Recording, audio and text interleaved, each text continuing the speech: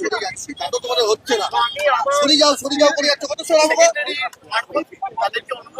তখন থেকে শুরু করে যাচ্ছে। সশরীরে উপস্থিত নেই বলে আপনারা চিন্তা এবং আমি অনুরোধ করি যে আপনারা যদি আপনাদের আসতে পারেন, আপনি আপনার মতো করে যখন ইচ্ছা বাড়িতে চলে আসবেন বলবেন যে আপনাকে ছাড়া কাউকে আমরা লোক না, কিন্তু বাড়িতে না করতে আপনাকে অপেক্ষা করতে হবে আমার ফেরার জন্য।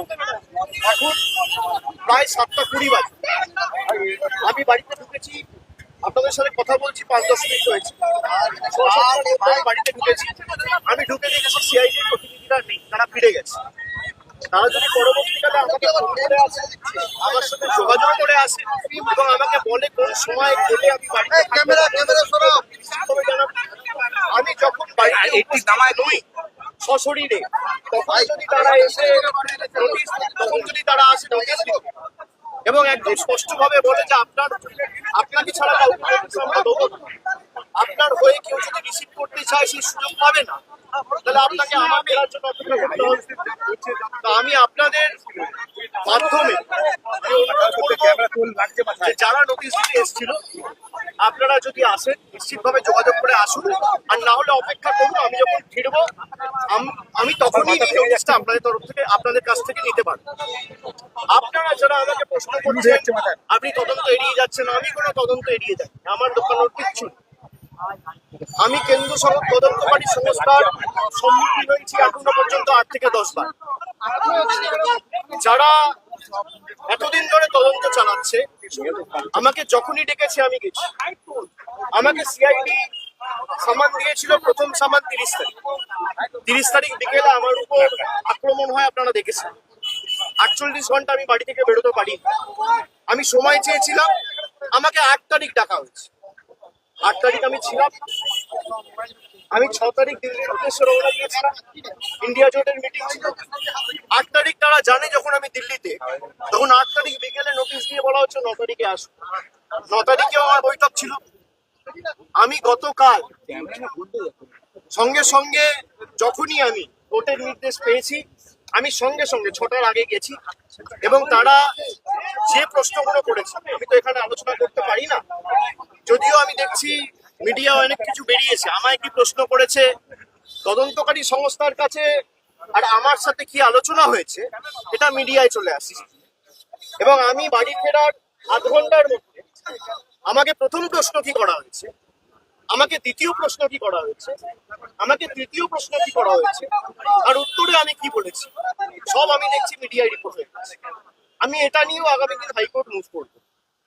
আমি যখন তদন্তে কি আলোচনা হয়েছে কারোর সাথে আলোচনা করছি না, তার মানে আমি ধরে নিতে পারি তদন্তকারী সংস্থার কাছ থেকে মিডিয়ায় এই খবরগুলো লিক হচ্ছে। যদি লিক হয়ে থাকে, ইনভেস্টিগেশনের উদ্দেশ্য তো ঠিক নয়। সুতরাং আমি বারবার তদন্তকারী সংস্থা যেখানে আমাকে ডেকেছে আমি গেছি। আমি যদি কলকাতায় উপস্থিত না থাকি আমি যেতে পারি, আমার সামর্থ্য অনুযায়ী যেখানে যখন প্রয়োজন হয়েছে যে মামলায় ডাকা। আর এখন সরকার পাল্টেছে, এরা বিভিন্ন ভাবে মামলায় আমাকে ট্যাগ করবে। আমি শুনেছি যে মামলায় আজকে আমাকে নোটিশ দিতে এসছে, আমি বলেছি 4 তারিখের পর ডিজে বাজে।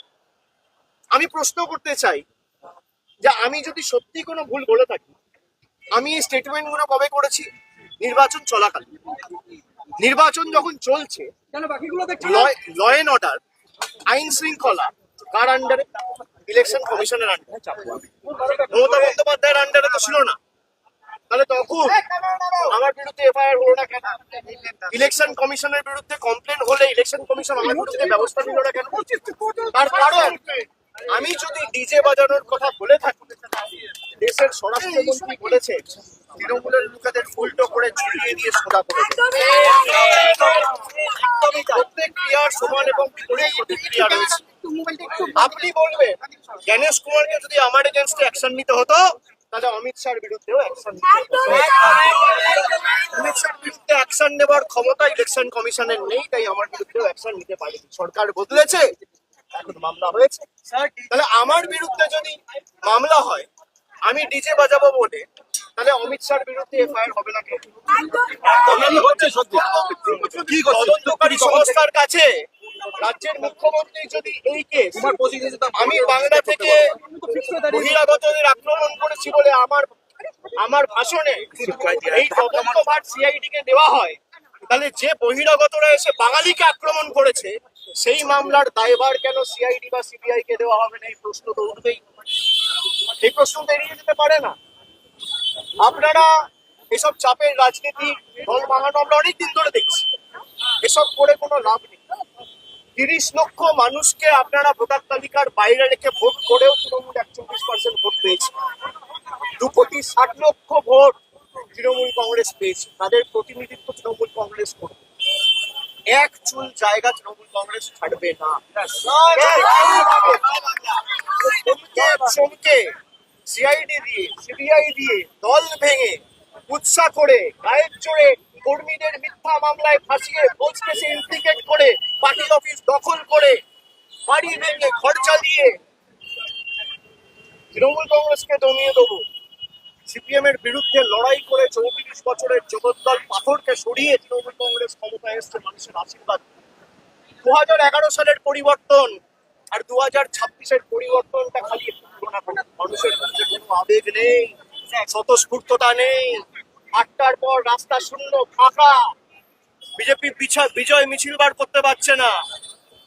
যারা বড় বড় ভাষণ দিচ্ছেন আমি বলবো রাজনৈতিক ভাবে মোকাবিলা করুন। মানুষ যদি আপনাদের জিতিয়ে থাকে মানুষের জন্য কাজ করুন। মানুষ বুলডোজারের জন্য ভোট দেয়নি, মানুষ কর্মসংস্থানের জন্য ভোট দিয়েছে, শান্তি শৃঙ্খলা সম্প্রীতির জন্য ভোট দিয়েছে। মানুষ উন্নয়নের স্বার্থে ভোট করুন। উন্নয়ন দিল্লির সাথে লড়াই করে টাকা আনুন। আপনারা ভোটের আগে বলেছিলেন অন্নপূর্ণা ভান্ডার, আর ভোটের পর মানুষ দেখছে বুলডোজার। এই দ্বিচারিত তো চলতে পারে না। আমি মিডিয়ার বন্ধুদের বলবো, কোনো স্পেকুলেশন কোনো আলোচনা না করে যদি কেউ ভুল তথ্য পরিবেশন করেন আমরা কিন্তু বাধ্য হব হাইকোর্ট সুপ্রিম কোর্ট অব্দি যেতে পৌঁছাতে। আপনাদের দায়িত্ব, আপনারা সঠিক তথ্যটা মানুষের কাছে উপস্থাপিত করবেন, পরিবেশন করবেন। আপনারা রটনাকে ঘটনা বানিয়ে দেখাবেন। আমার সাথে তদন্তকারী সংস্থার কি কথা হতো, আমার সাথে অন্য কারোর কি কথা আপনি দেখিয়ে দিচ্ছি। আমার সাথে রাহুল গান্ধীর মিটিং হয়েছে, তৃতীয় ব্যক্তি কেউ নেই, আমি আর রাহুল গান্ধী। কি কথা হয়েছে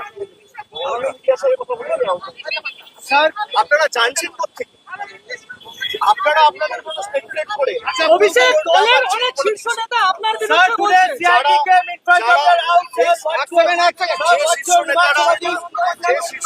আমার বিরুদ্ধে কথা বলছে, দলে আলোচনা করার জায়গা রয়েছে। এবং আপনি স্পেসিফিক্যালি বলতে পারেন কল্যাণ বন্দ্যোপাধ্যায় বলেছে। কল্যাণ বন্দ্যোপাধ্যায়ের অধিকার রয়েছে আমাকে নিয়ে কথা বলার। কল্যাণ বন্দ্যোপাধ্যায়ের অধিকার রয়েছে আমাকে নিয়ে 4টে কটু কথা বলার। কল্যাণ বন্দ্যোপাধ্যায় আমাকে ছোট থেকে মানুষ করেছে, আমি বড় হতে দেখেছি। আমি এই কথাগুলো নিয়ে খারাপ ভাবে নিই। ওনার একটা ঘটনা হয়তো খারাপ লাগতে পারে, উনি বলেছেন। আমি আমার কোনো ব্যক্তিগত ক্রোধ বা আমার কোনো ব্যক্তিগত ক্ষোভ কল্যাণ বন্দ্যোপাধ্যায়ের বিরুদ্ধে নেই। আমি তাকে আগেও সম্মান করতাম, আগামী দিনেও। আপনি